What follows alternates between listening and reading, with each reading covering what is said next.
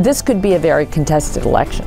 I mean, some of these states are so close. You might see Trump and you might see Clinton calling for a recount in some of these states. There's such narrow margins that people could say, we want to have a recount. If there is a recount, a statewide recount, of course, that would take a very, very, very long time.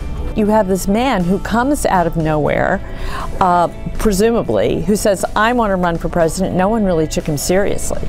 But what we see is that he was very well known from his television show. So it wasn't like he had to introduce himself. People already knew him and liked him.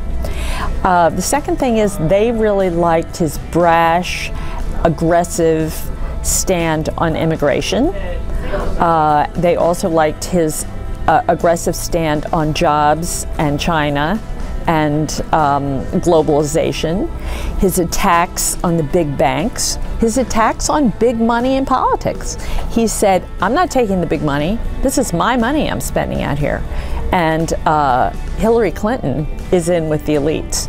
I think the blue-collar workers in Ohio, in Michigan, in New Hampshire, in Kansas, they've seen their factories shut down, and I think they feel like, wait a minute, the big steel mills are gone. Wait a minute, the big auto plant has shut down, and I think they feel someone is to blame for this. I'll tell you who's to blame. It's the government. And that's exactly what Trump said. He basically said, the government has allowed these corporations to go to China. The government has allowed you to be kicked to the curb.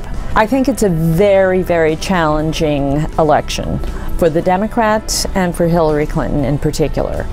And I think that probably the Democrats overestimated their strength in many of the states. She's been around a long time.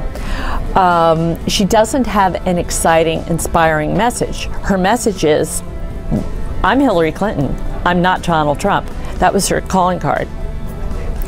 So that is not something to get the blood flowing. It certainly generates fear among a lot of people. But I think she probably got a very respectable vote from minority voters.